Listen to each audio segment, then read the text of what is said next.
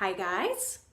For those of you that I have not yet had the privilege of meeting in person, I am Chris Branley and I am very excited about our trip to Tuscany together. I thought I would go ahead and do just a very informal lesson, kind of a little bonus lesson for you before we meet in Tuscany.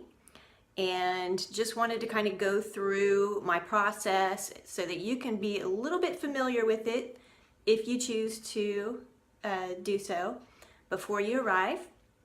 So I'm just going to basically go through my color palette, and then I'm going to do a small little demo for you on a 6x6 panel, and that way you can see the process, and if you want to practice a little beforehand, then I would encourage that.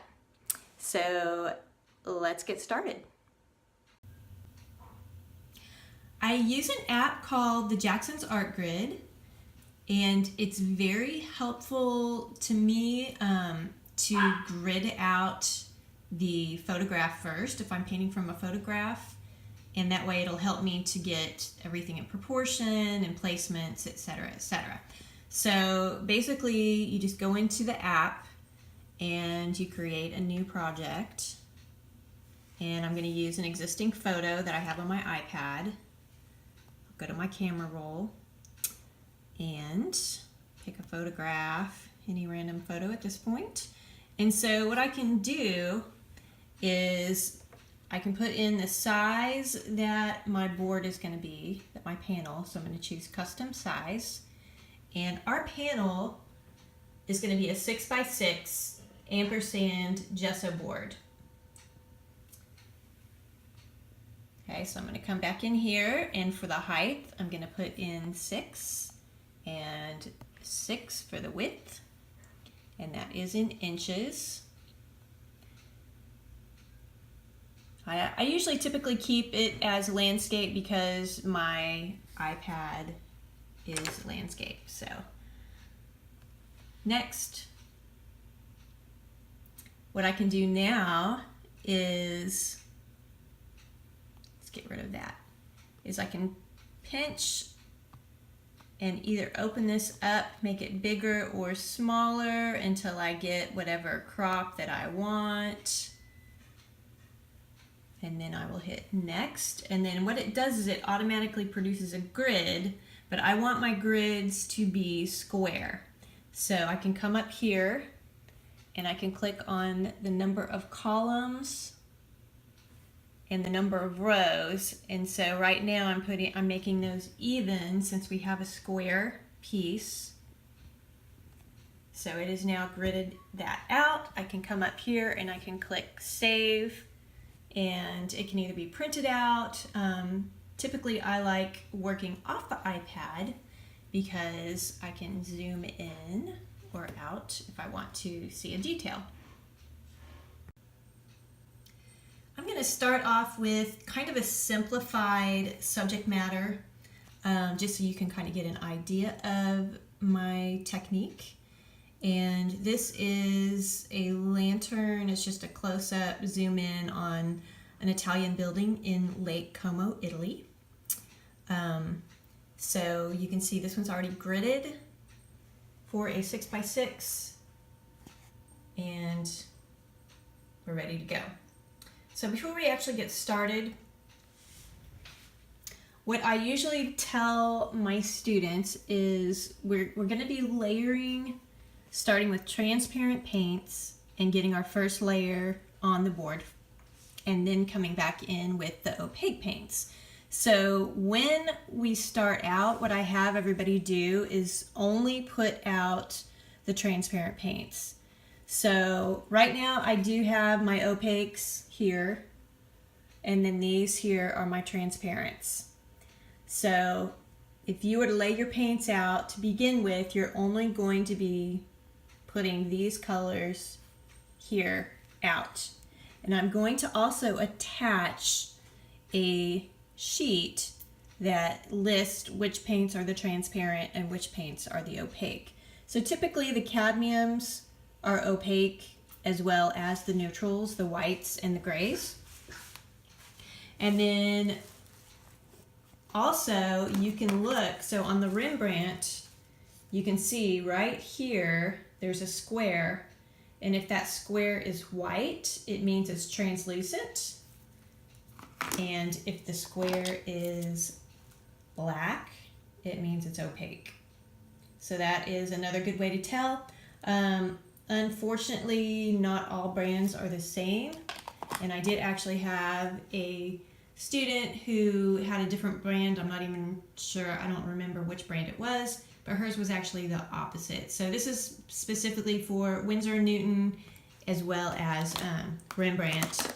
Let's see, the Winsor & Newton, if you go to the back, you can see on the back here, the white square means it's translucent. And let's see, what other brand do I have? Old Holland, Caribbean Blue. Let's see if that one, I don't see it on there, but it is a transparent color. But I have a list of what's translucent and what is opaque. And typically, if you add a medium and kind of spread the paint out on your palette, then if it looks more like stained glass, it's transparent. If it looks a little bit cloudy, it's opaque. So that's how you can tell.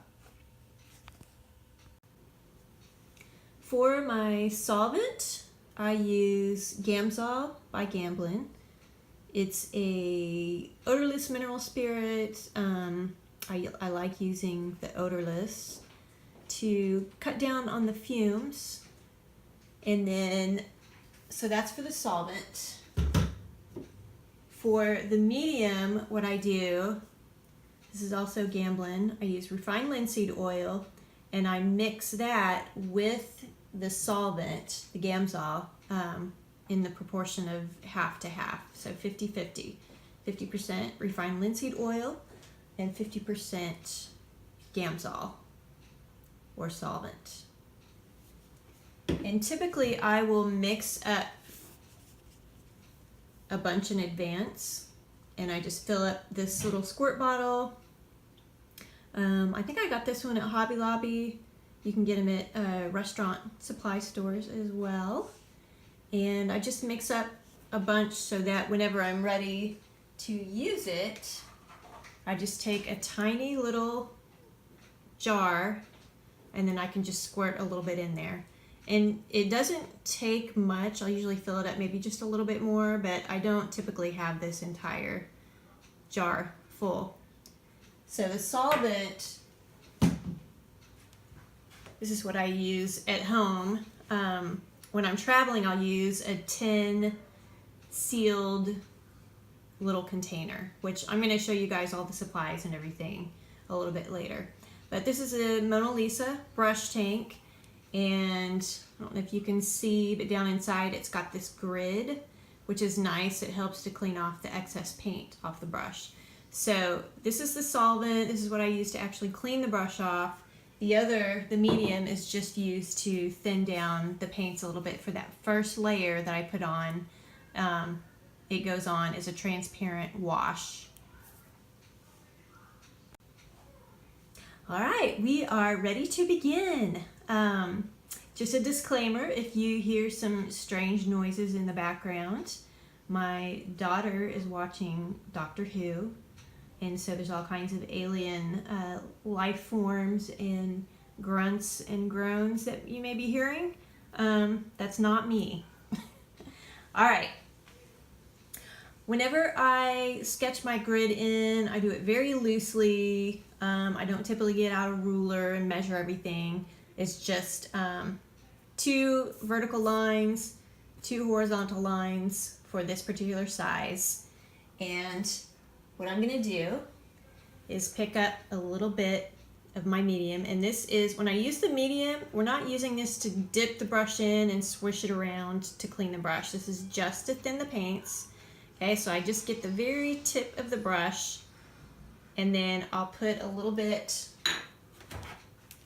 on my palette next to the color I want to pick up. So I'm going to pick up some of this Indian yellow. This is a really great color to start with in creating your grid lines, because it's not a really strong staining color. So I start off with that, and I'm just going to come in here and mark off just a general grid. That way I can see where I need to move those lines over. Again, this is very loose. If I start off loose, it helps me to stay loose throughout the process. So I like to get right to it and not spend a whole lot of time on this gridding. Okay, now what you're going to want to do is have a bunch of paper towels ready to go. Usually I'll tear mine off and I'll fold them in half and I'll just stack a bunch and have those ready. I go through lots of paper towels, and I like using the ones that are more like cloth. So typically I'll use the Viva brand, and the brand really does make a difference. Another good type of paper towel to use is the blue shop towels that you can get at Home Depot or Lowe's or any of those hardware stores.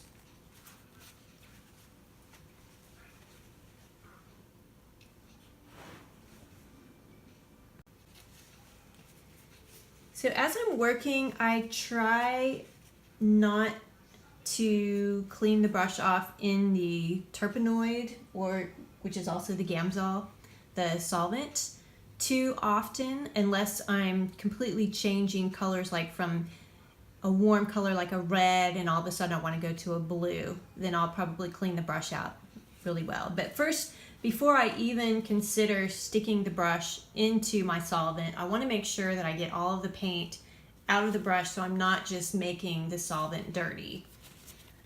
So I'll take the paper towel and I pinch it between my fingers and I pull the brush through, and what that does is it helps to keep the bristles in place.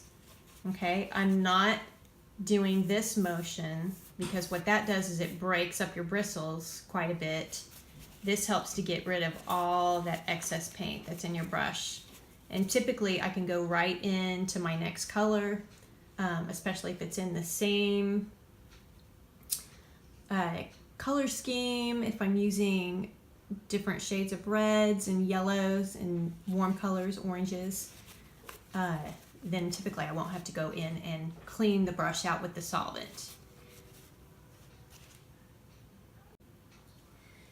This first layer, or this first pass, is going to be very loose, just big kind of generalized shapes. We're not going to get too specific at this point or too detailed.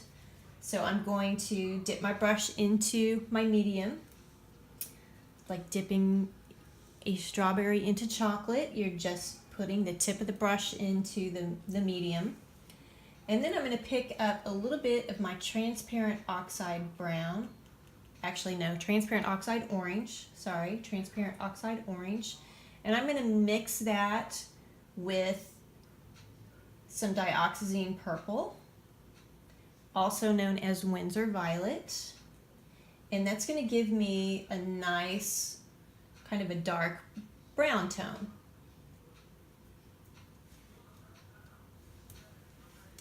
And I'm just going to come in and sketch in where this lamppost is. So it just comes right on the inside of this grid line. Again, this is very rough. Okay, I'm looking to see how much space I have below this mark. I'm looking at each square and I'm seeing where these lines intersect. I'm looking at the angle and where this ends up crisscrossing this next line. So sometimes it helps if you go ahead and mark that. Okay, and it comes out just beyond this vertical grid line.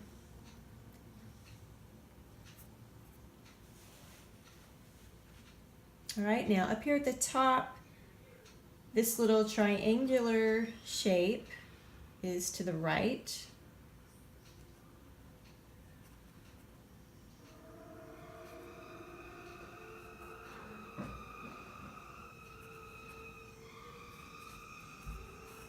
Just getting in some basic shapes right now.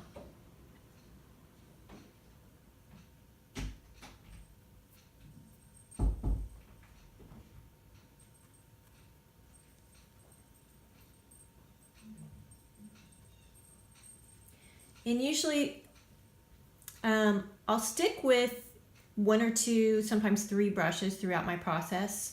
This one I'm using right now is a Winsor & Newton Monarch, size 12. It's a bright, so the bristles aren't really long, but I can get lots of different types of brush marks with this, so I don't really have to continue to change my brush out. I can turn it and I can use the corner and get some really small marks. I can use a wider stroke to get in thicker lines.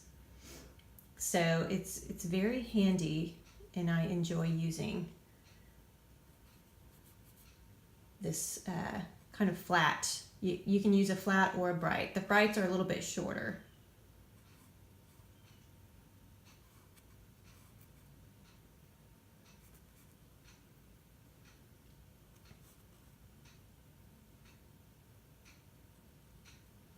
I'm going to add a little bit more blue to that same mix. I had transparent oxide orange mixed with Winsor violet, and now I'm adding a little bit of blue. I do want to go a little bit cooler with this, a little bit darker. And I'm looking to see where this crisscrosses, how much space this takes up. So we're going to pull this out just a tad bit. And then this crosses about halfway down. So I'm looking at my halfway mark here.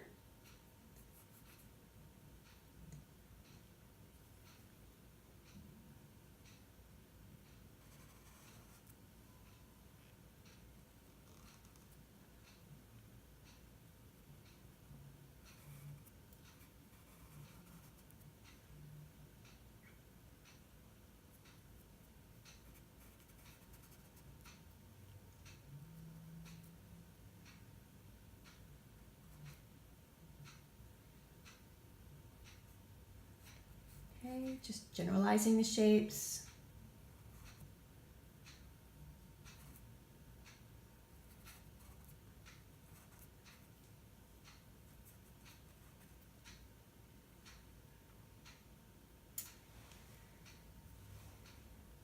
And to get this kind of spirally S shape, I'm going to use the point of the brush.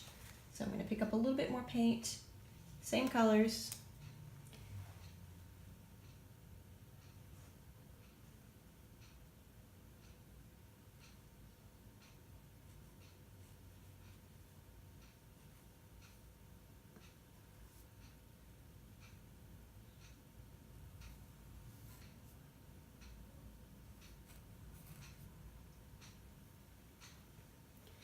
And I'm using my artistic license to decide what things are not necessarily important in this particular painting.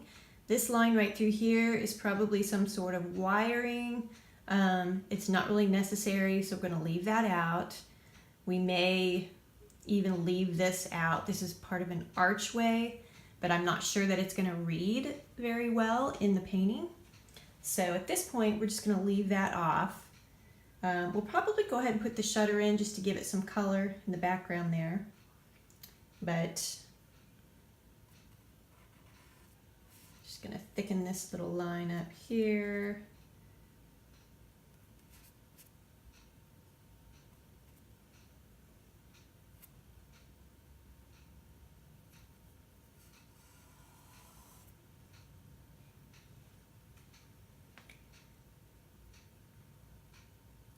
Okay, so up in here, we're going to go ahead and just fill this in for now. I'm going to add a little bit more blue to that same mix, and I'm still using a tiny bit of medium because I want to thin that paint down just a little bit. And to know how much you're going to need, if you see your paint is so liquidy that it's dripping, obviously you've got too much medium. You're going to alter how much medium you use throughout the process by either adding If you want darker shades, for example, you'll use less medium. If you want lighter shades, you'll use more medium. But you'll kind of get a feel for it once you've painted for a little bit using this process.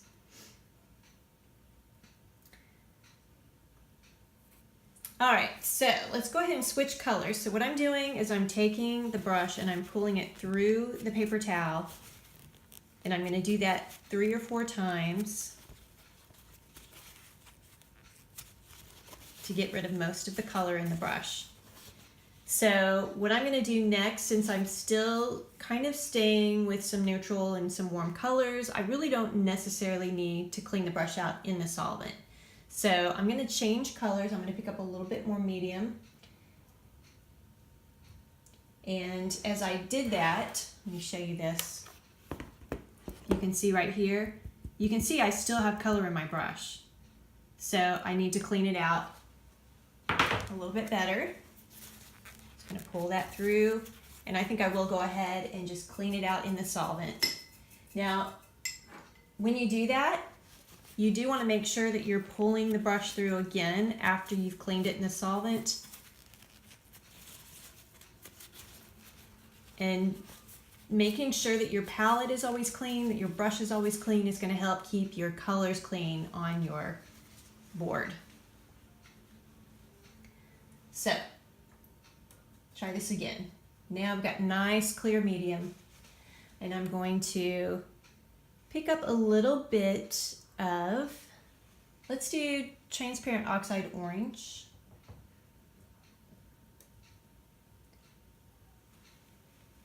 And this is what I'm going to use to start with my walls. So this was just a random mark we put in just so I could show you the thickness of the brush.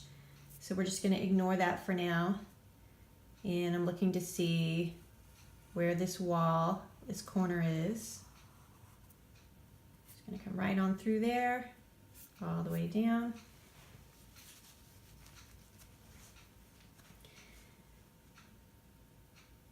And let's go ahead and put in these shutters. So even though the shutters in the picture here are green, and we're going to end up with, I don't know, sometimes I tend to change it and make it more aqua because turquoise is my favorite color. But even if we were to make this green, or whether it was aqua or blue, I'm going to start off with a color that's darker than what I see here, so that when I come in later with the opaque colors, then those dark colors will kind of peek through and help to create a little bit more depth and dimension. So I'm going to start with, let's do a purple tone, but instead of just going into the dioxazine violet or the Winsor violet, instead what I'm going to do is pick up a little bit of magenta, and I'm going to mix that with some ultramarine blue to get a really pretty purple, and I'm using a little bit of medium mixed with that. So my consistency when I'm mixing the medium is kind of like watercolor. So it's transparent, you can kind of see through it, and it has a watercolor effect. All right, so we're going to look and see where this door actually starts, where these shutters start, and from the wall. Got just a little bit of space, and actually it's quite a bit lower. I'm in the wrong square, so we're going to come down here. It's always good to double check that. So this angles upward.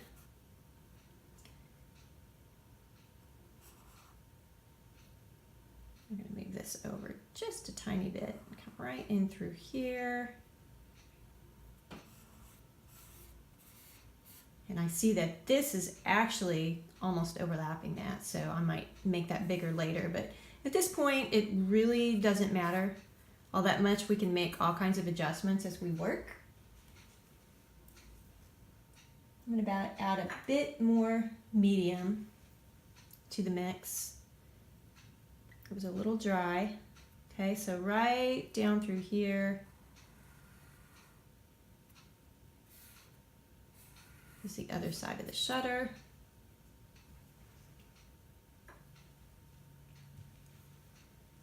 Okay, and we're just going to go ahead for now and we're going to fill all of this in. We're not going to worry about any of those details at this point.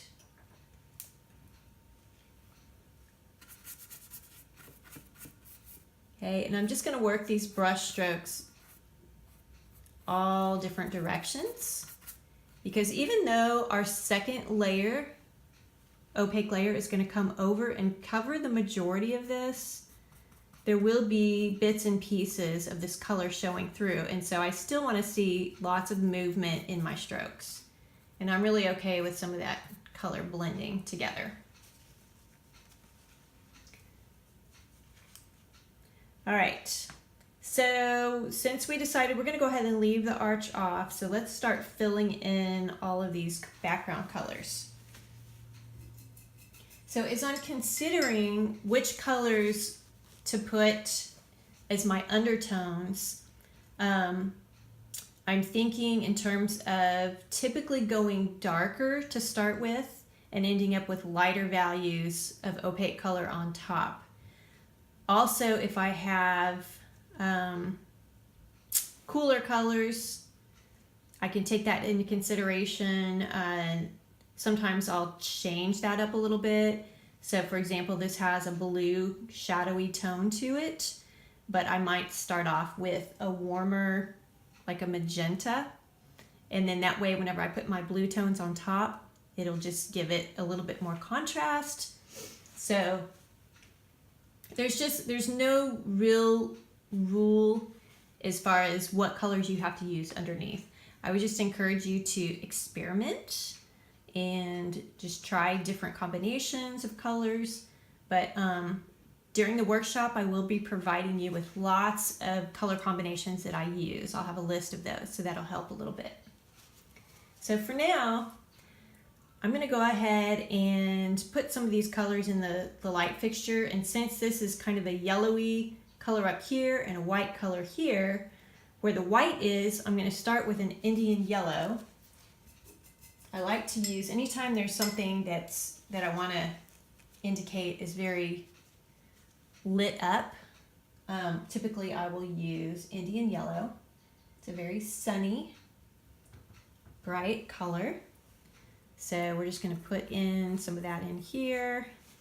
And you want to make sure that as you're doing that, notice that I picked up some of the browns. So I don't want that to come into my yellow. So I'm cleaning the brush off again in between. And as I move out, where it gets more yellow and less white, I'm going to go darker than yellow. So I'm going to use either transparent yellow oxide or transparent orange. Any of those would be good. So let's go ahead and let's do transparent oxide orange. And again, that's mixed with the medium.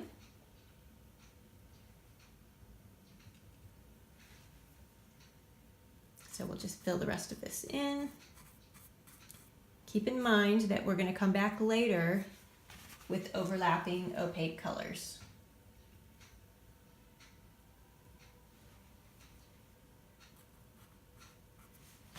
Okay, again, I'm wiping the brush off in between my strokes. Anytime I'm accidentally picking up some of those other colors, wiping the brush.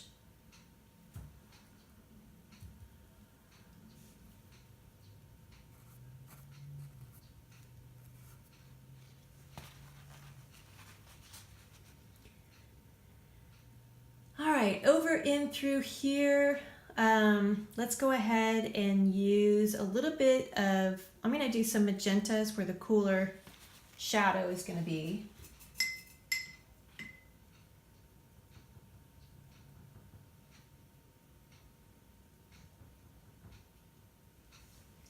So again, picking up a little bit of medium, mixing that with the magenta, and then we're just going to start filling in the space.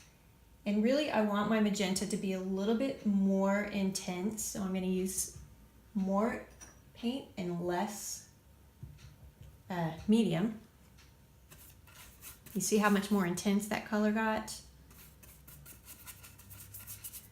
Again, just working the brush in all different directions.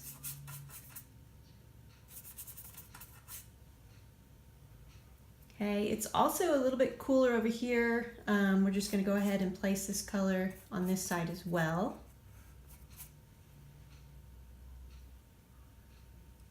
And I left some space here because all this in here gets a lot warmer where this reflection, this glow is from the lantern. Now you see how my brush is kind of dragging and it's leaving dry brush marks? That means that I probably need to add a little bit more medium to the mix.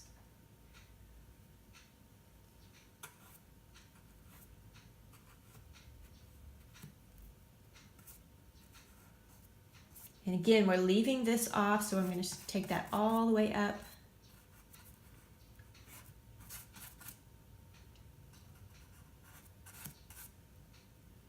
And as we start moving to the left, this is lighter than this here. So I'm going to carry that over. And then I'm going to clean off the brush with the paper towel. And we're going to pick up some transparent oxide orange plus medium, transparent oxide orange plus medium. And we're going to go ahead and fill this in. And I'm going to allow that to blend together.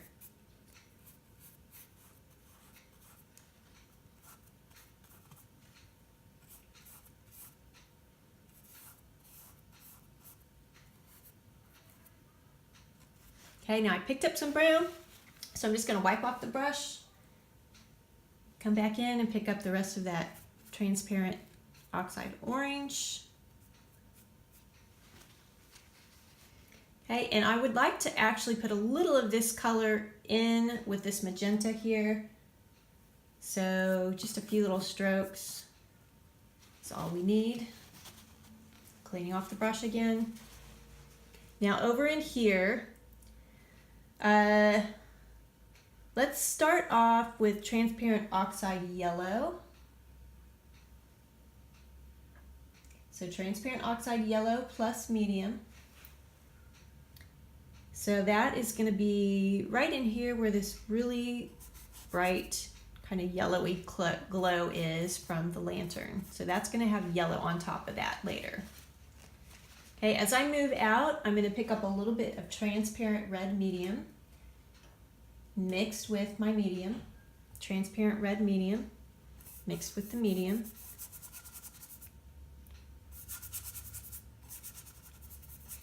Okay, we're going to allow that to blend on out.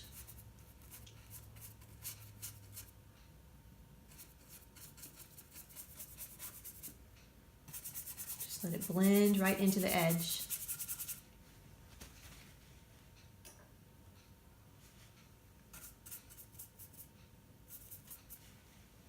Okay, as this moves over, it does get a little bit more shadowy, like this color tone here, so I'm going to come back to the magenta. There is a shadow here, but this actually is cast from this arch, and since we're not putting the arch in, I'm not going to really worry about that detail. Okay, now on this side, it is lighter, so I'm going to go ahead and use transparent, or actually let's do Indian yellow there. So we're going to pick up a little Indian yellow mixed with the medium.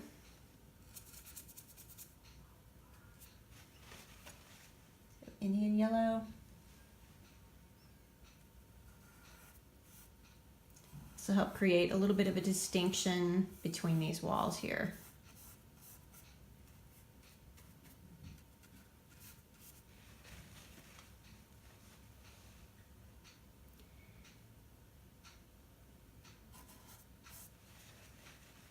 And I did go ahead and take that Indian yellow over the transparent yellow oxide. I do think it needs to end up being a little brighter. Okay, so now I have cleaned the brush off, and we're going to pick up some of the magenta and come over here to this side.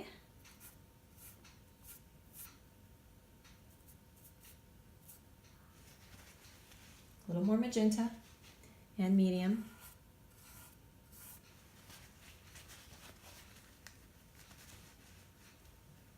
Okay, now I've cleaned the brush off, so my brush is dry. There's nothing on it. And what I'm gonna do now is come in and just fill in all these little white spaces.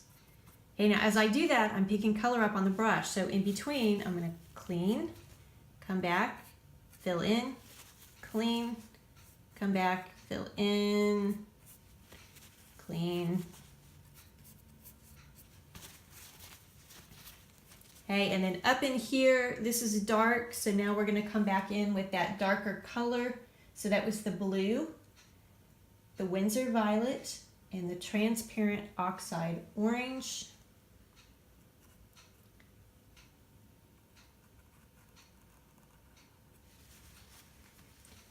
I'm gonna go in with a little bit less medium this time, a little bit more color. So more blue and more Windsor violet, a little bit less of the transparent oxide orange because underneath here is pretty dark. And I'm just gonna go ahead and allow this to fill in. All the details are gonna be done a little bit later. So at this point, that's phase one.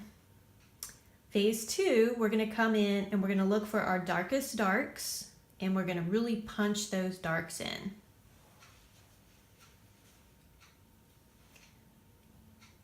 So at this point, we don't need to add any more medium to our color. This already has medium on the board. So I'm coming in now with some straight color so I can just come in and punch up those really dark darks.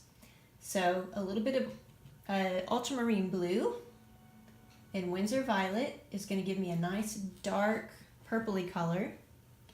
And I'm going to go right up underneath and start putting in some of these really dark values. Okay, this is also where I start to make some adjustments. Okay, so that first go around was just kind of a quick layout of shapes. So now I'm wanting to make sure everything is accurate. So again, I'm still using the ultramarine blue and the Windsor violet. And I'm looking at these angles carefully, making sure that everything is in place, that my angles are correct.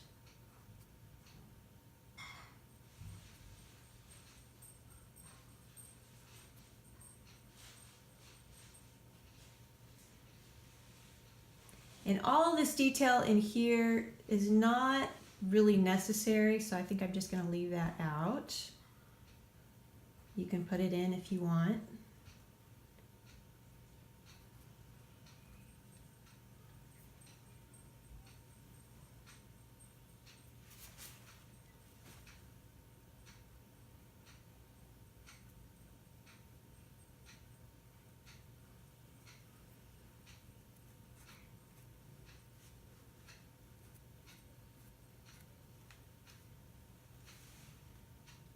Same colors, ultramarine blue, dioxazine violet.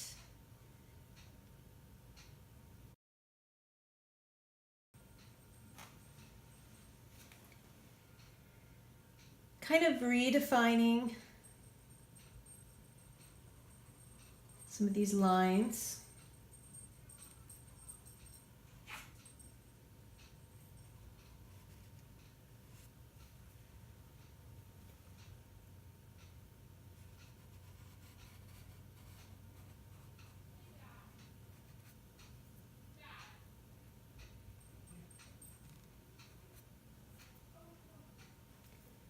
And this over here, let's go ahead and darken this in.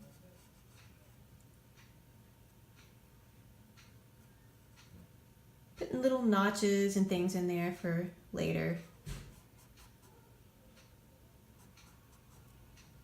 Have a little authenticity here.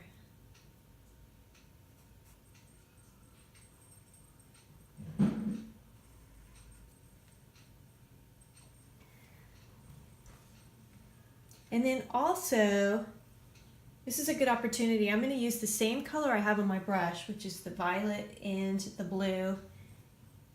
And I'm going to put in a little bit of this detail. I'm not going to go wild and crazy, but I am going to divide the shutters. And then we're going to put in some of these. I'm just going to go dark all the way down. We'll just do this.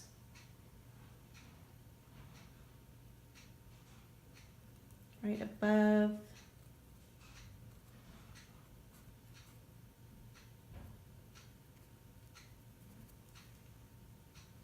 Picking up more color.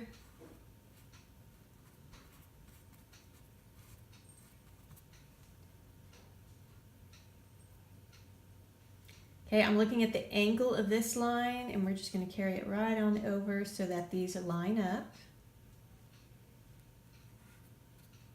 And I don't necessarily want to lose all this, so I'm just going to take it right up to that iron piece there. We're going to leave a little bit of space there, just so I know later to not leave that out.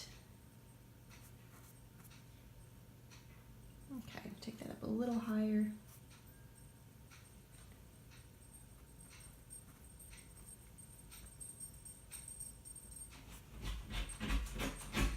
And that would be my dog wanting in. Okay, so right down here.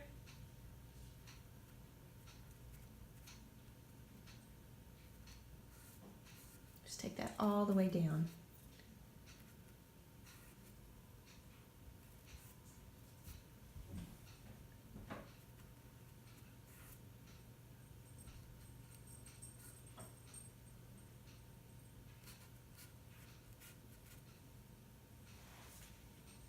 All right, I think we're just about ready to start our opaques.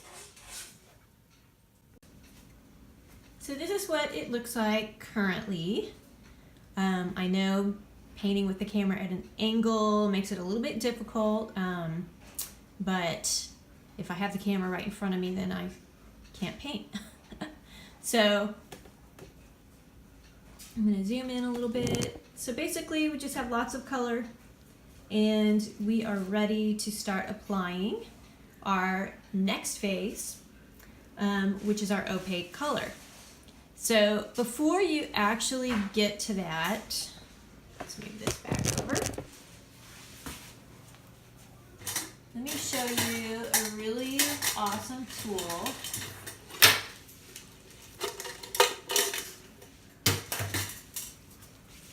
Okay, so this is one of the tools on your list. This is called the Kemper Wipeout tool. Okay, so it's got a rubber point on one end, and it's got a wedge on the other end. And this is great for coming in like with the wedge. If you, for example, if you put the wrong color down, you wanted to fix a color, you could come in and you could scrape that color out and reapply your other color. And then the point, what I like to do sometimes, and you can do as little or as much of this detailing as you want, but sometimes when you apply this first layer, you tend to lose some of your detailing a little bit. So you can come back in with this tool and you can draw back in, for example, if we needed to move this over a little bit. So you can actually start drawing in some of your details. If you needed to realign some of your proportions, if something was not quite in the right place, this is just a really useful tool.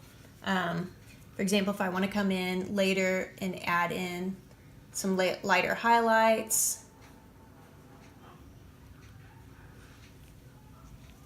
then let's see, let's angle that down just a bit. And then we can always come back in and repaint over these lines very easily. So let's put in some of this detailing up here.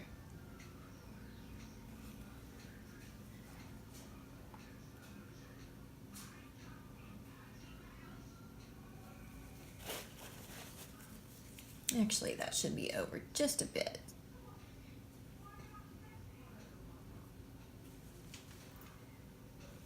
So anyway, great tool to have. This is also what I use at the very end. If the paint is still wet, you can just sign your name right into the paint without having to chisel it out with a teeny tiny little liner brush, which is always almost as difficult to do that and takes almost as long as it does to do the entire painting. So great tool to have. Strongly encourage you to get one of these. It is on your supply list. All right, so before I put the rest of my opaque paints out, I do want to make sure my mixing area is clean. I've got lots of oily residue in here, so I'm just going to take this palette knife and we're just going to scrape this out. And notice that my palette, I do have a glass palette that I use whenever I'm at home. I don't travel with it, but it is very handy because it makes it easy to clean.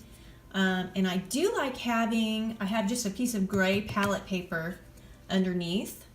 I like that better than the white because with the tinted palette paper, it just helps me to be able to see as I'm mixing my colors and mixing my values. They're a little bit more accurate whenever I go to put my opaque paints onto my surface because my surface is no longer white. So if I have a white palette paper and I'm mixing up a color, it's going to read differently here than when I get it up here. So that's why I like having this palette tinted. So anyway, we're going to go ahead and get all of this scraped off, and then I'm going to lay out the opaques and we'll get started with the next step. All right, I am going to start by putting some of these colors on the wall, get some of these more neutral tones. So I'm going to pick up a little bit of ice blue and I'm adding a tiny bit of yellow, transparent yellow oxide. So ice blue, transparent yellow oxide. And I'm going to start right down here.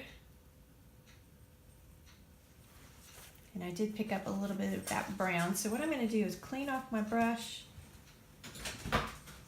Come on in, Tibby. Constantly in and out.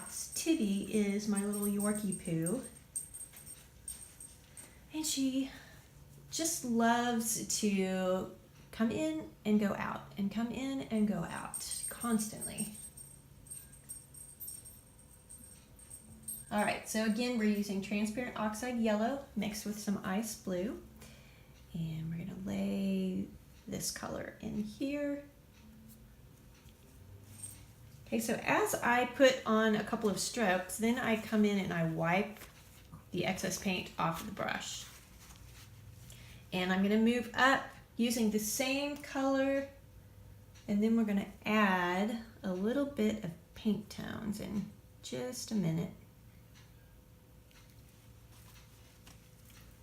So as I move my way up, it does warm. And we have a bit of a rosy color tone. So I'm going to add just a tiny bit of transparent red medium to that same mixture. Okay, we're going to test it out here.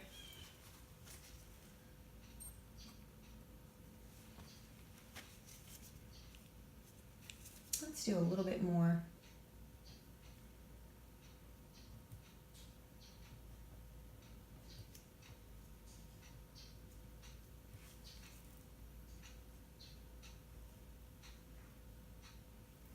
Okay, so we're still neutral, but the color tone has changed just a little bit. It is quite light, so I'm going to use a little bit of white and I'm going to mix that in with the same mixture that we just mixed up with the transparent oxide yellow, the ice blue, a little bit of the transparent medium, red medium, transparent red medium. Again, adding a little bit of white. Just going to lighten that up a tad bit. Notice that I changed the brush strokes and I like to move in different directions. I don't want to overblend. I try to have a rule for myself to lay down a stroke and leave it. If I can lay it and leave it for a little while and then come back to it later, then I can always make an adjustment if I need to. But I don't want to overblend. So to prevent me from overblending, I try to make myself just put down a few strokes and then move on to another area. Okay, so we're going to start moving over to this direction. This gets a little bit darker. So we're using the same mixture of ice blue, transparent yellow oxide. And this time I'm going to add a tiny bit of ultramarine blue to the mix. A little bit of ultramarine blue, ice blue, and transparent yellow oxide. And it gets a little darker over in here. Okay, and I want to change my brush strokes up. I'm just going to put in a few, and then I'm going to wipe the brush, and I'm going to reload. I don't typically like to mix my colors ahead of time because I like to have lots of variety. If I had a bunch of color mixed up and then was applying that color throughout, it would be the same exact value throughout, whereas I want it to look like there's a lot of movement, a little bit of subtle value changes, so I like to just pick up a little bit of color as I work. So again, transparent oxide yellow, ice blue. We go a little bit darker with the ultramarine blue, adding a little bit more ultramarine blue to this mix this time. Okay, so as we move up and over to the left, you can see it cools. It's still a neutral blue tone, but it's cooler.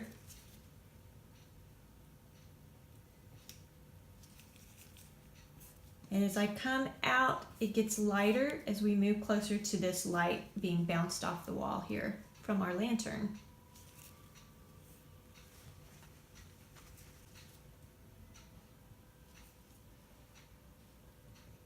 So each time I'm just picking up those same colors, but in one application I might have more transparent yellow oxide added to the mix. Another application I might have more blue. So this just keeps the colors and the values varied a little bit. All right, so we have a similar color tone right up in here. And remember, this is left out. So all of this in here, we're going to use the same value tones, the same color mixture. And I'm going to go ahead and work a little bit of this color over in here. And I can use this opportunity to carve out the shape of this lantern a little bit better.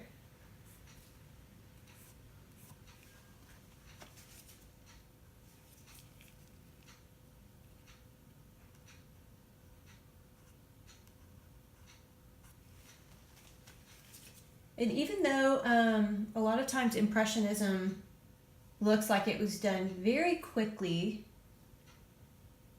because of the choppiness of the strokes, and remember, it's just you're capturing kind of an impression of the subject matter.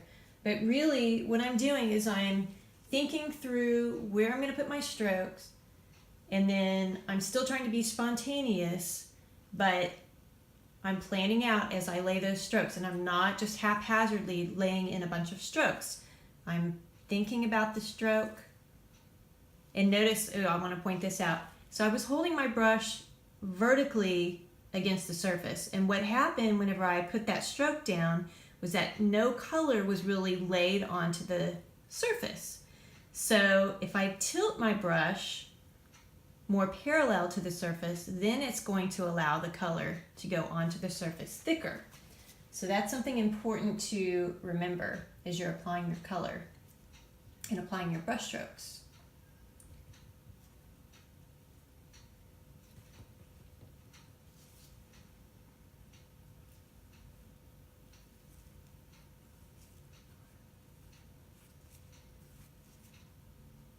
So just putting in a few strokes and then cleaning off the palette or cleaning off the brush. It doesn't have to be completely 100% cleaned out. Just wipe off whatever residue was picked up from the surface. And you can see that background is starting to show through here and there.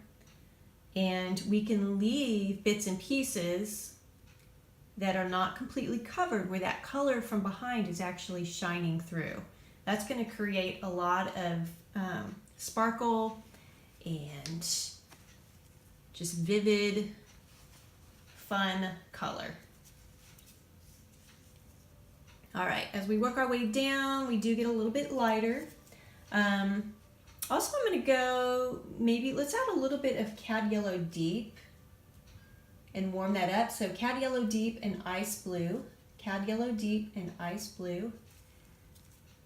So down in here, you can see that's lighter, but it's creating a nice combination with that magenta color underneath.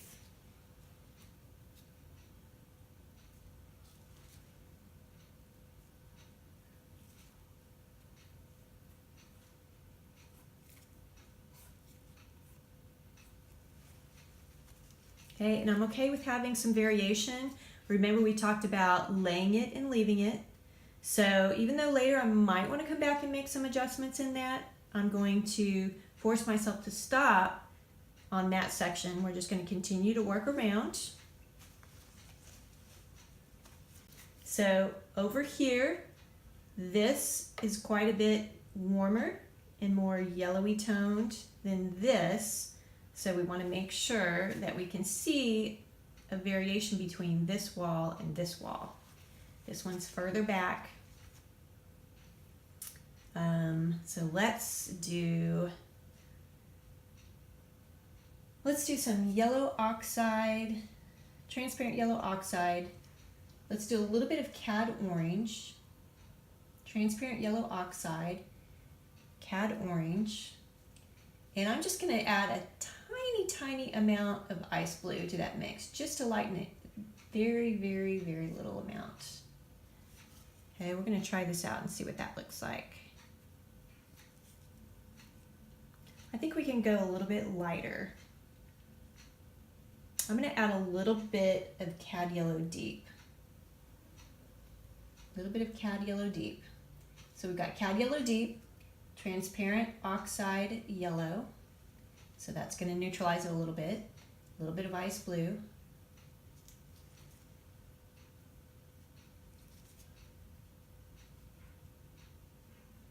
Okay, and I'm just going right up next to this wall.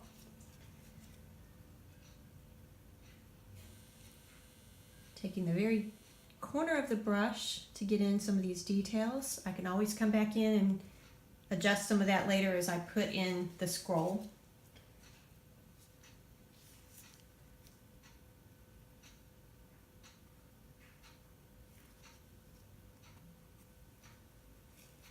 Okay, and I'm going to add a tiny bit more Cad Yellow Deep.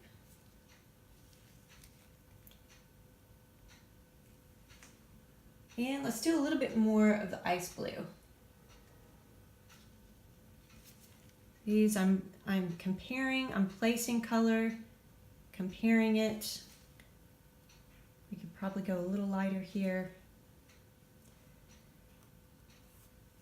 Trying to change up my brush strokes so that I have a variation of brush strokes, short brush strokes, longer brush strokes, narrower, thinner, thicker.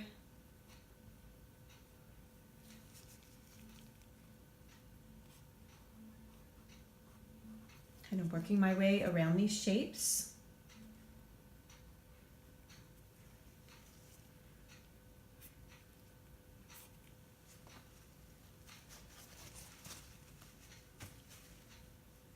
And we are a little lighter up here. Let's add a little bit more Ice Blue to that mixture.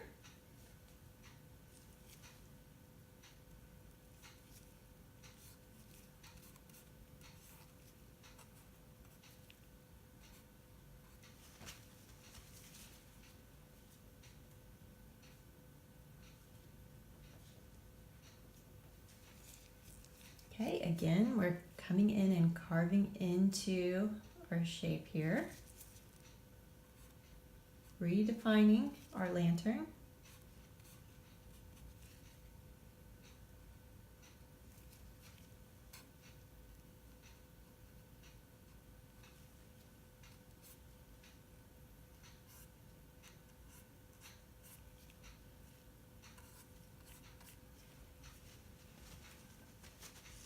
Cleaning the brush off.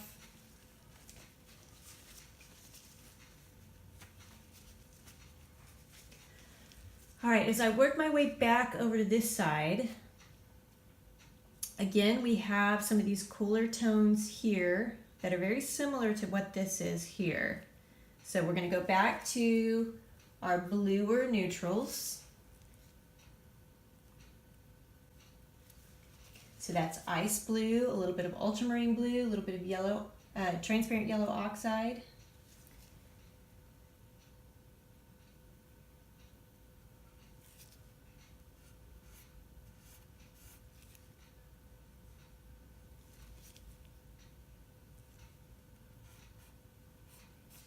Allow that to blend together. And as I look at this, I really would like for this to pop out a little bit more than what I'm seeing. So I'm going to pick up a little bit of, let's do some ice blue, and I'm just going to add a tiny bit of Cad Yellow Deep. We'll see if that's enough, if that lightens it enough.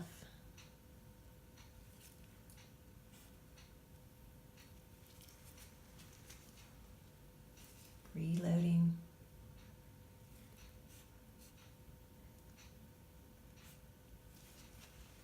I think that's a little better.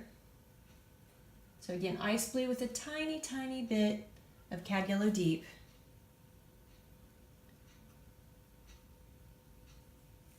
Changing up the strokes.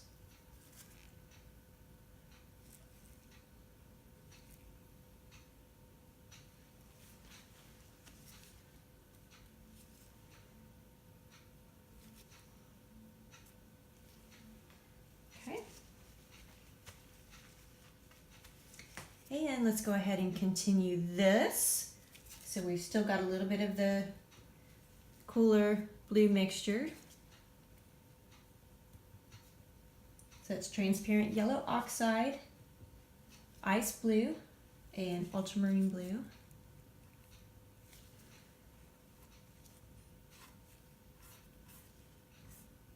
And I have gone just a little bit lighter. I've used a little bit more ice blue.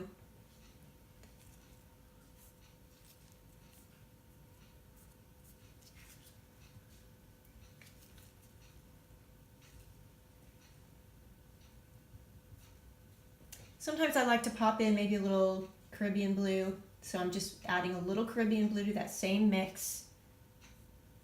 That just changes it ever so slightly.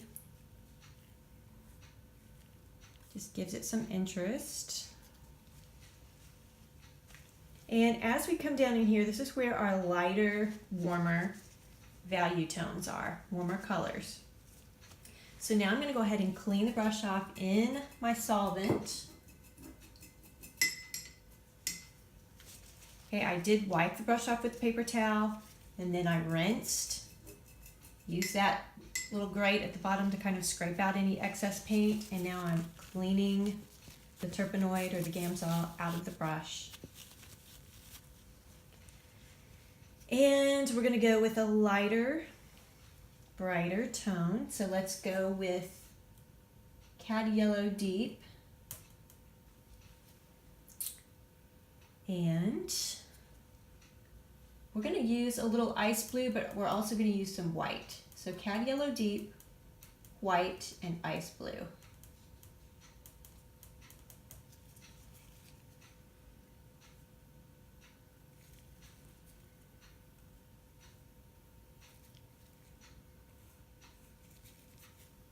Just allow that to kind of blend up into the wall. I'm going to clean off the brush. I've got a dry brush.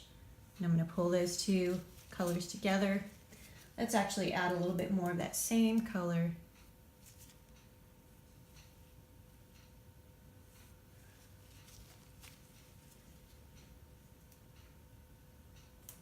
So again, that's white, cad yellow deep, a little bit of ice blue,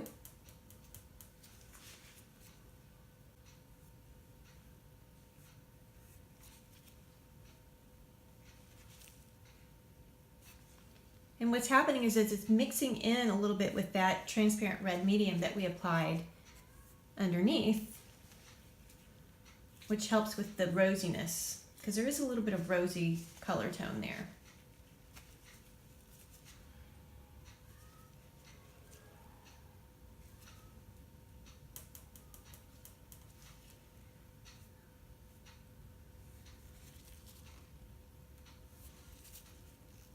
And I like having some of that peeking through, so I don't necessarily want to cover it all up.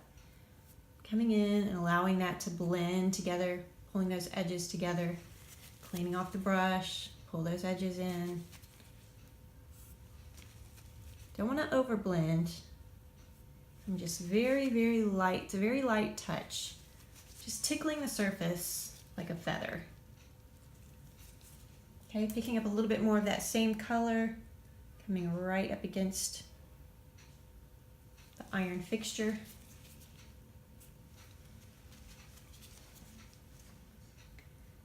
And then right in here, we're gonna go with cad yellow medium in a little white. I did clean the brush off just by wiping it with a paper towel. Make sure that you're kind of checking as you wipe your brush off on the paper towel, and that you're not just continuing to wipe the brush into a dirty paper towel. You do want to switch that out often. So cad yellow medium, little white, cad yellow medium and some white. And right in here, you have this nice bright light. Okay, I'm going to clean the brush, and then I'm going to take it and just pull the edge down into the surface. Okay, so we'll stop at the wall. Now we're going to go ahead and work on some of this lantern, some of the lighting inside the lantern.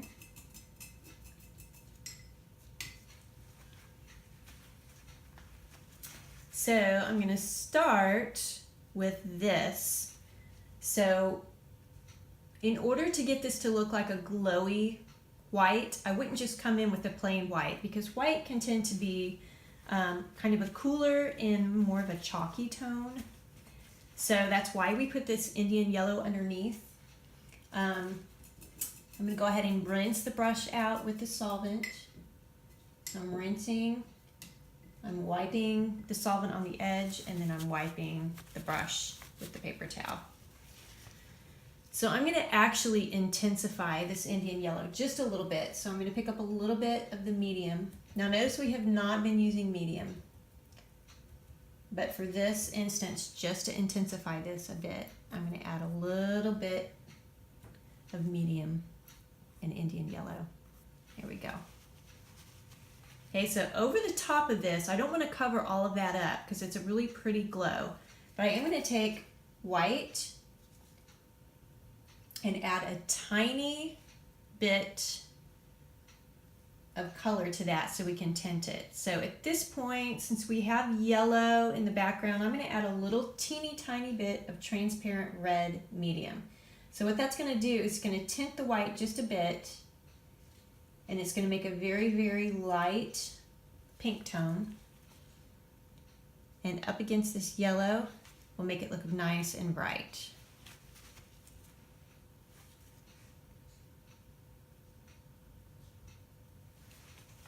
You want to be careful not to pull this dark color from the post into your light.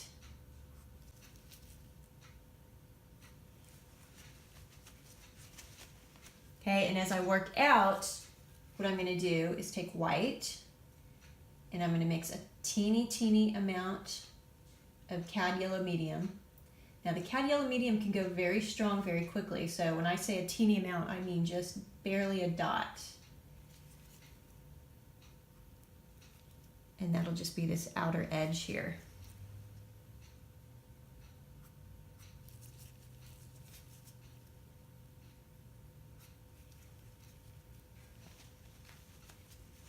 Okay, and as we work our way up, we're going to use straight cad yellow medium. I'm going to try that first. We might need to tone it down with a little bit of white, but we're going to just try the yellow by itself first.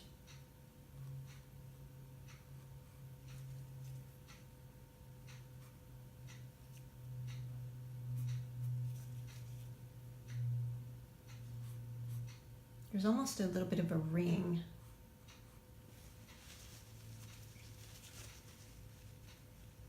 Okay, I'm drying off the brush, and I'm going to take those edges and allow those edges to kind of blend down into each other.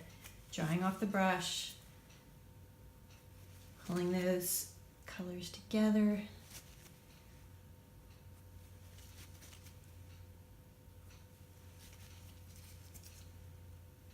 Reapply that pink so it's a little thicker. Okay, coming back to the yellow mixed with the white. Okay, now I use this corner. Now I'm turning the brush around, and I'm going to use the other side of the brush, and then I'm going to clean. Okay, and I'm good with that for now. Let's go ahead and pull some of this yellow. I'm going to use cad yellow medium with a little bit of white. Okay, and we're just going to come right in through here, the very bottom, put in some of those yellow tones. And we can even bounce some of that same light. We'll just do a little here onto the wall there.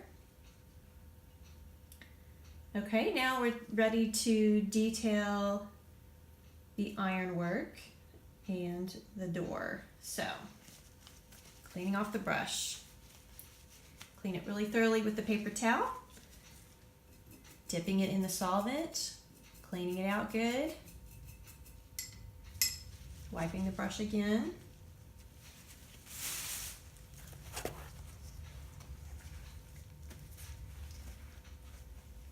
Okay, and I think let's go ahead and put the door in first because it is in the background. So, still deciding. I think we will go with some turquoise. So we're going to use Caribbean blue, and I'm going to add a little tiny bit of white to my Caribbean blue and get a beautiful turquoise rich color.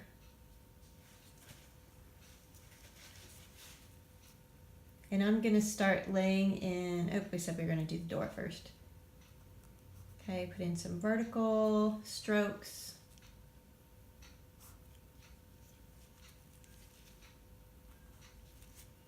Changing it up, do some horizontals and some verticals.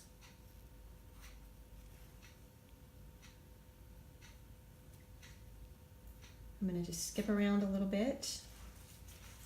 Clean off the brush because I did pick up some of the purple underneath. Reloading. Okay, this time I'm adding a little more white. We're going to lighten that turquoise just a bit. Okay, and I can lay some strokes in over what I just placed, keeping it loose.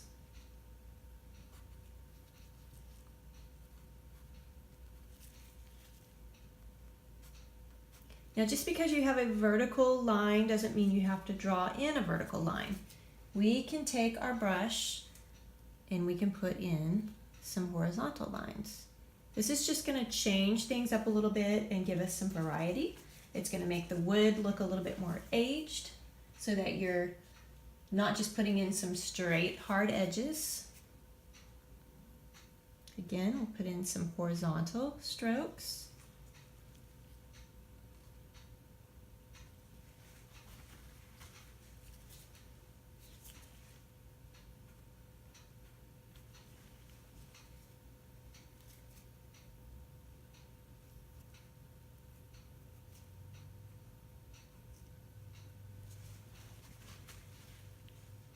Let's change things up a little bit and let's do a little bit of ultramarine blue and white. So I just wiped the brush off. I didn't bother swishing it around in the solvent because we're sticking with the same color scheme. So we're going to do ultramarine blue mixed with a little bit of white.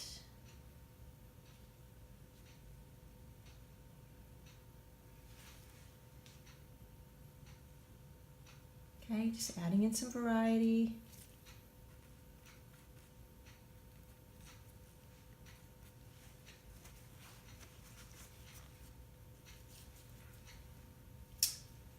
A little bit more of the same color, ultramarine blue and white.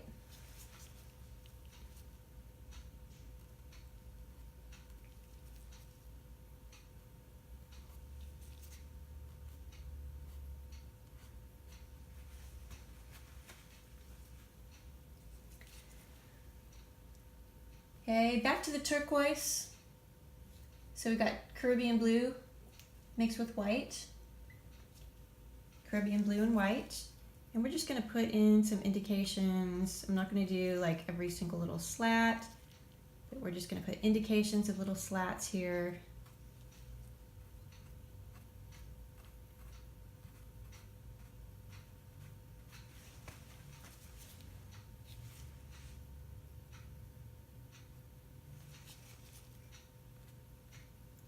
Remember to keep those angled.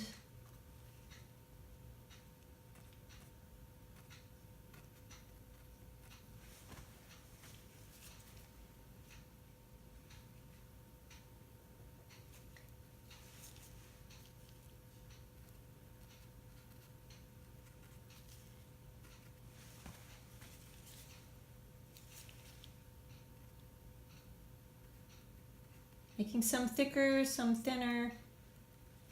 Okay, it's going to make it look like maybe there's some that are broken, some that are missing. Okay, now we're going to pick up a little bit of phthalo green and adding a little white, phthalo green and white. So again, we're sticking with the same cool color tones, only we're changing the color. So phthalo green and white.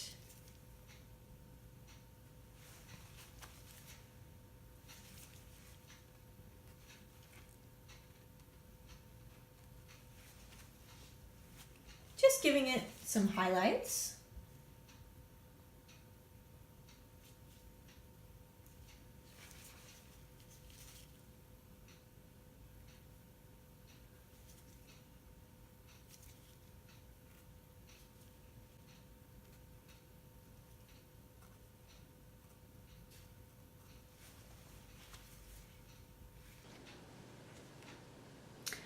All right, had to switch cameras because my phone ran out of storage. Gonna have to fix that. All right, so basically, we've got some highlights on our shutters, putting a little highlighting on our iron work here on the lantern. So I'm using, again, some phthalo green with a little bit more white than before. A little bit more white, phthalo green and white. Laying in some of these highlights.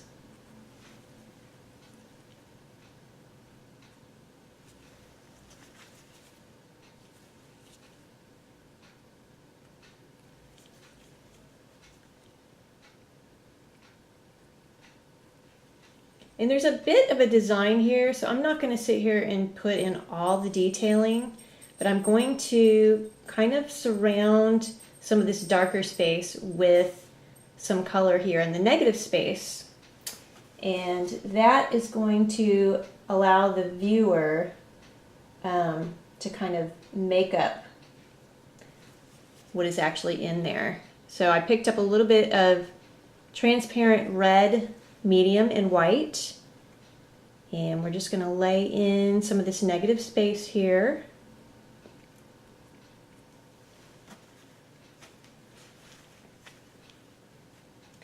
Coming back with some Caribbean blue mixed with white, Caribbean blue and white. Caribbean blue is a little bit cooler and a little bit darker than the phthalo green. So since the lighting is coming from this side, there's still a highlight on this top edge, but it's not quite as light as what you see on this side.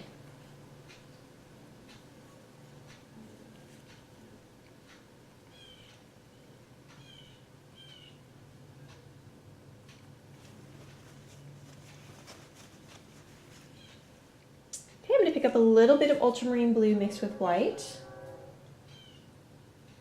Just a little bit of white mixed in with the ultramarine blue.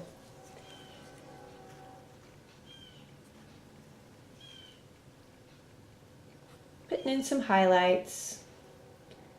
We can take some of that down through here. I wouldn't do a whole line all the way down. Just break it up a little bit.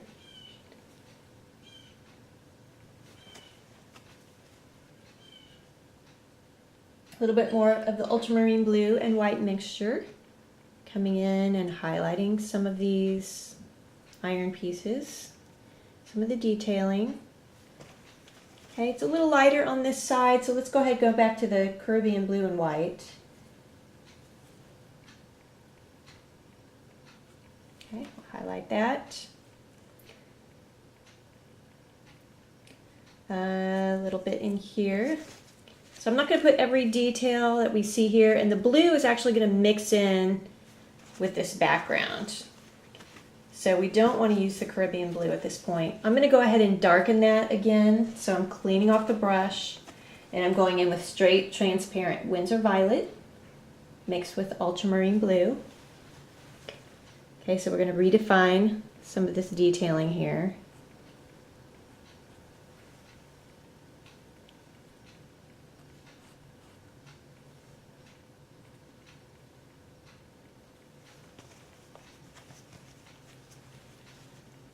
And I'm going to highlight the top of that.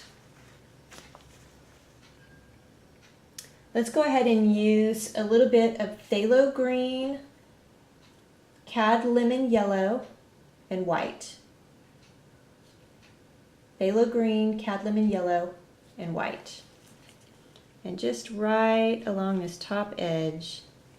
And again, I'm not drawing a line all the way down. We want to break that up just a little bit.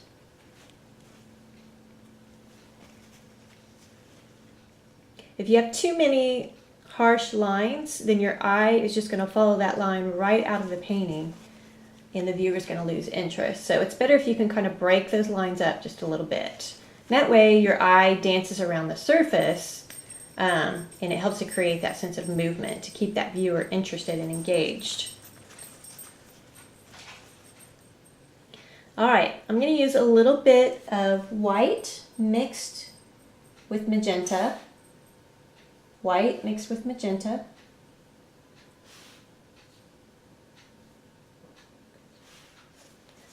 And Tibby's scratching on the door again, so let her out once again.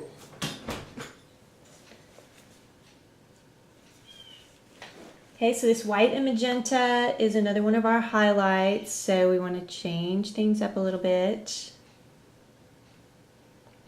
Looking for opportunities to lay in another color here.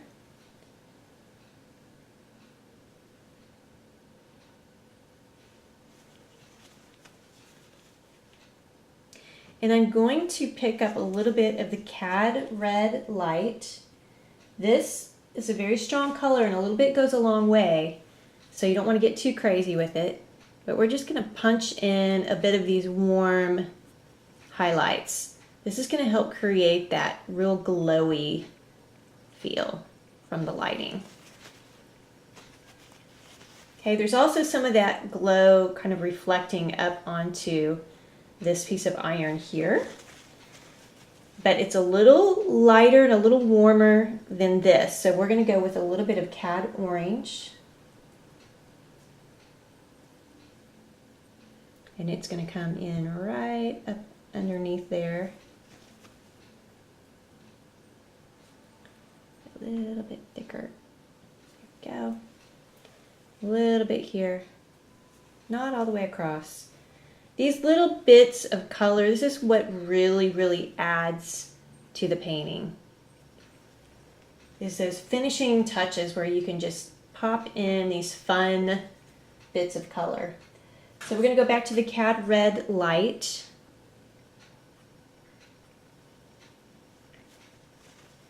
Okay, and what I did was I cleaned the brush off, and now I'm going to take just a dry brush and we're going to flick a little bit of that into the surface. I'm going to.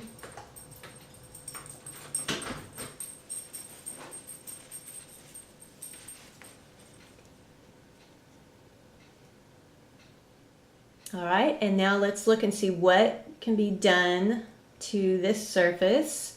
We've got lots of real glowy kind of pinks and yellows there, so it might be nice to have kind of a warm pinkish highlight.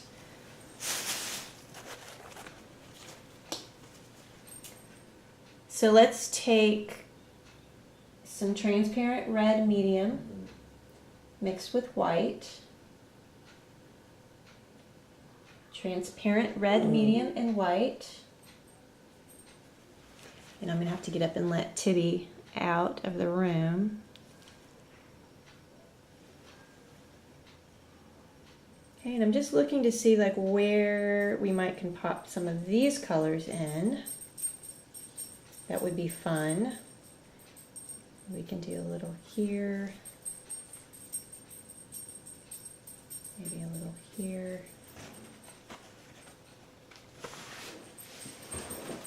All right, Timmy.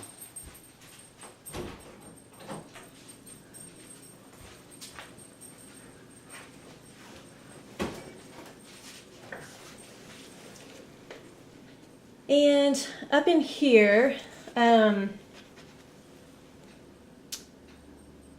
I'm actually going to do, let's take a little bit of sap green and cad yellow deep. Sap green and cad yellow deep.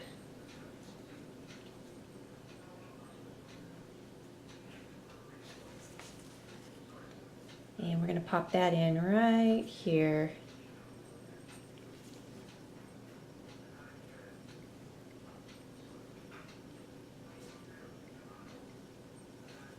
And right here.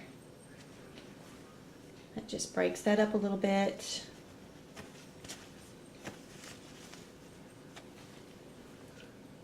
Okay, I'm going to add a hinge up here. So I'm going to make sure my brush is very clean. Get all of that opaque color out of the brush. I'm not going to clean it with the solvent at this point, just cleaning it with the paper towel. And I'm going to pick up some transparent oxide orange mixed with the Winsor violet and a little bit of ultramarine blue. And we're going to pop in just a little indication of a hinge here.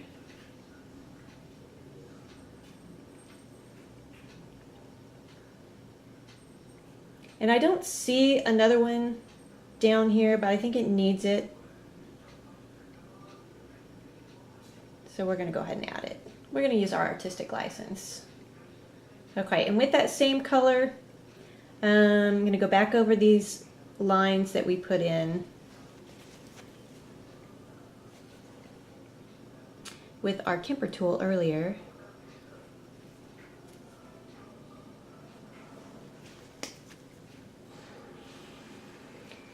And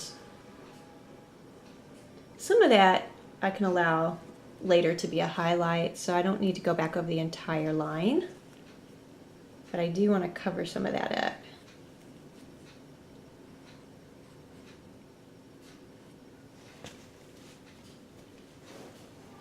And I'm going to go ahead and use this rusty color we did before again. So sap green mixed with cad yellow deep.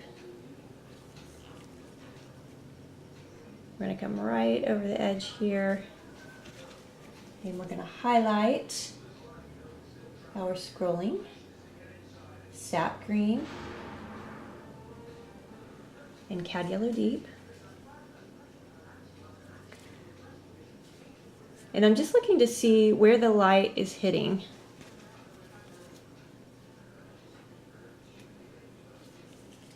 Okay, right here in front.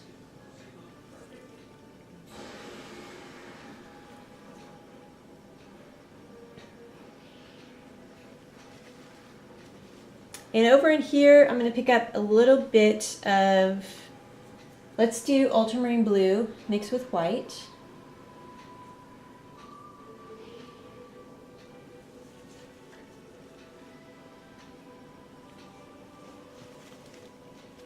Clean that brush out good with your paper towel. Again, ultramarine blue, little white,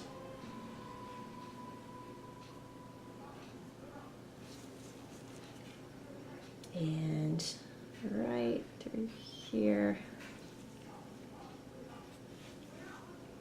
Right through here.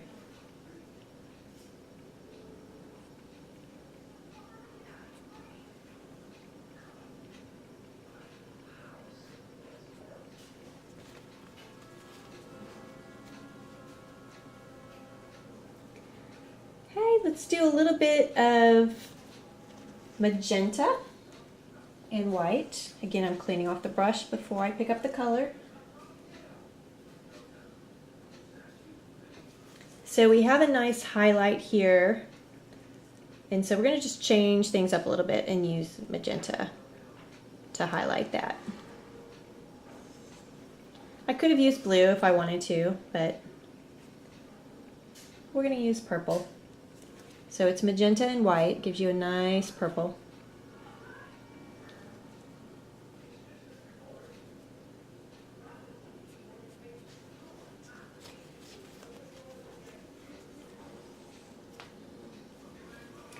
Okay, and finally, our door needs a little bit of work.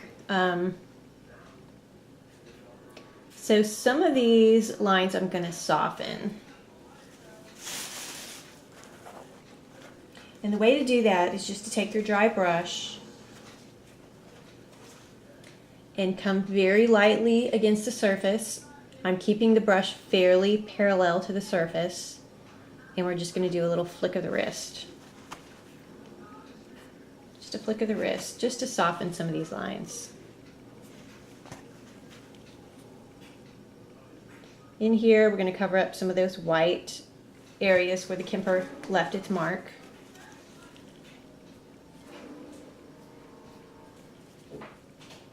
Go back and reapply some of these lines here.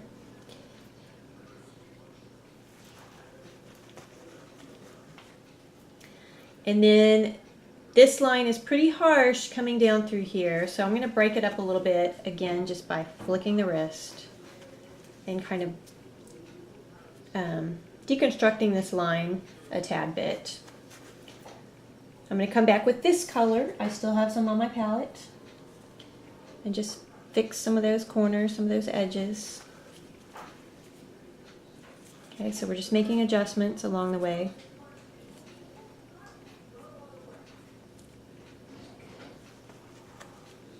Allowing some of those colors to flick out.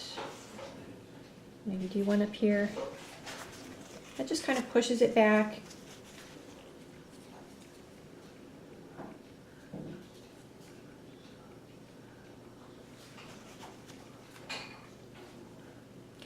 And then the other thing, I really feel like I need to brighten this up against this. I still feel like these two values are too similar to each other. So I'm going to clean the brush off very thoroughly. And we're going to use, let's do a little bit of lemon yellow mixed with white. Lemon yellow and white. It's going to give us a really nice, bright color. And that's going to help separate these two walls a bit.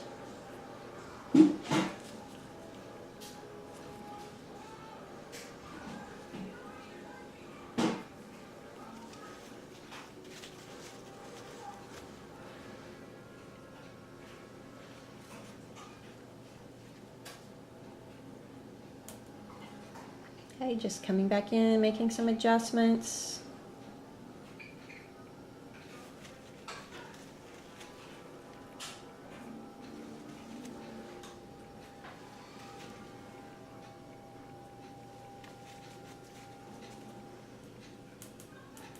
Take a little bit of that cad yellow again. Let's just make a sweep of it right through here. Help with that glow. Soften this hinge just a tad bit using some of our lighter highlights that we used on the shutter. So we could do phthalo green, Caribbean blue, white, a mixture. just to kind of push these back a little tiny bit.